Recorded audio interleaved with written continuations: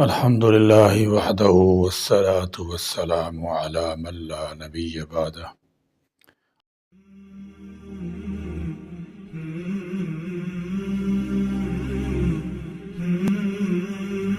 حافظ قرآن نہ صرف خود اللہ کے خاص بندوں میں شامل ہوتا ہے بلکہ وہ امت کی رہنمائی اور قرآن کی حفاظت کا ذریعہ بھی بنتا ہے۔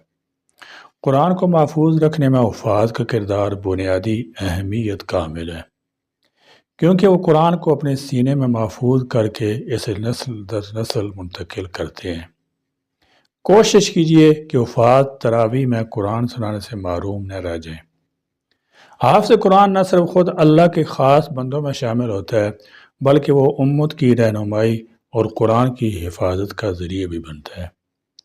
قرآن کو محفوظ رکھنے میں حفاظ کا کردار بنیادی اہمیت کا حامل ہے، کیونکہ وہ قرآن کو اپنے سینے میں محفوظ کر کے اسے نسل در نسل منتقل کرتے ہیں۔ یہی وجہ ہے کہ حفاظ کرام کی عزت توقیر ہر دور میں کی گئی ہے اور شریعت اسلامیہ میں انہیں دنیا اور آخرت میں بے شمار انعامات اور برکات سے نوازے جانے کا پروانہ بھی ملا ہوا ہے۔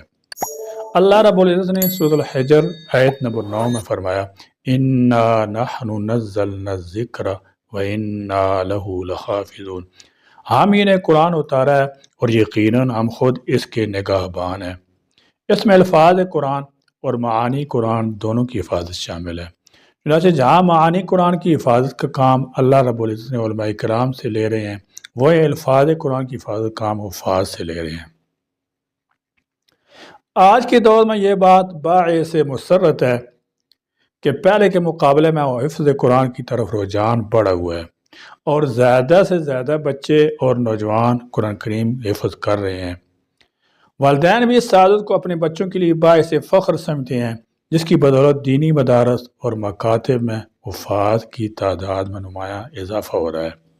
یہ نہ صرف ایک دینی سعادت ہے بلکہ امت مسلمہ کے تابناک مستقبل کی ضمانت بھی ہے۔ یہ ایک قابل غور پہلو ہے کہ جہاں ماضی میں حفاظ کی کمی کے باعث کئی مساجد مکمل تراویح نہیں ہو پاتی تھی اور ایک حافظ کو کئی جگہوں پر قرآن سنانا پڑتا تھا، وہیں آج حفاظ کی کثرت کی وجہ سے کئی نوجوان حفاظ تراویح میں قرآن سنانے سے محروم رہ جاتے ہیں۔ یہ صورتحال ایک نئی کشمکش کو جنم دیتی ہے، کیونکہ تراویح نہ صرف سننے والوں کے لیے برکت اور سعادت کا ذریعہ ہے بلکہ حفاظ کے لیے بھی قرآن کی تکرار اور یادداشت کو تازہ رکھنے کا اہم ترین وسیلہ ہے۔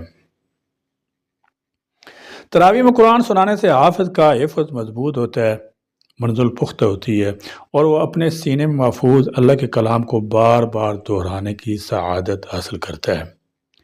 اگر کسی حافظ کو تراویح میں قرآن سنانے کا موقع نہ ملے تو اس کے لیے یادداشت کو برقرار رکھنا مشکل ہو سکتا ہے، جو ایک سنگین مسئلہ بن سکتا ہے۔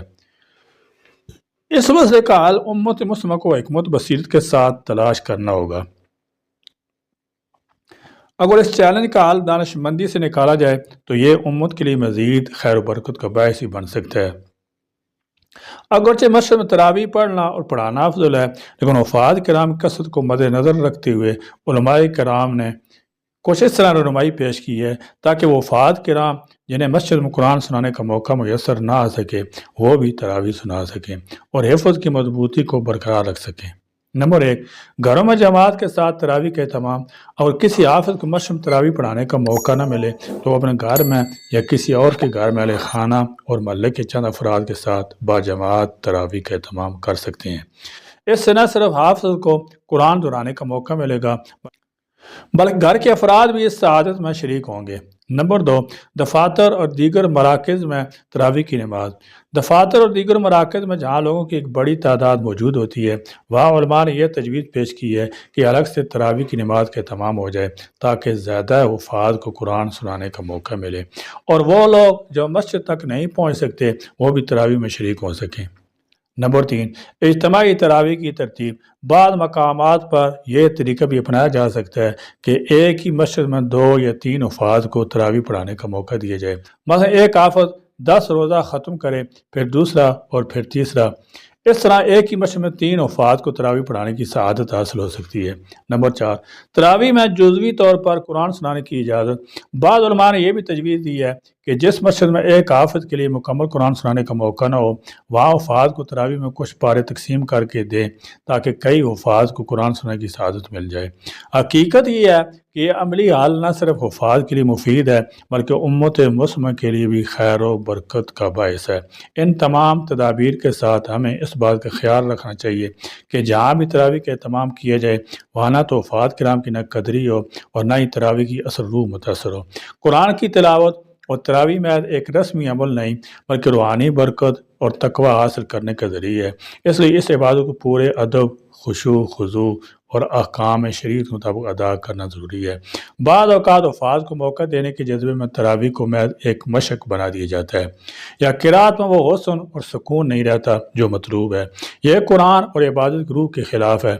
اسی طرح بعض مقامات پر حفاظ کو کسی نہ کسی درجے میں نظر انداز کر دیا جاتا ہے جو ان کی محنت اور دینی خدمت کی ناقدری کے مترادف ہے۔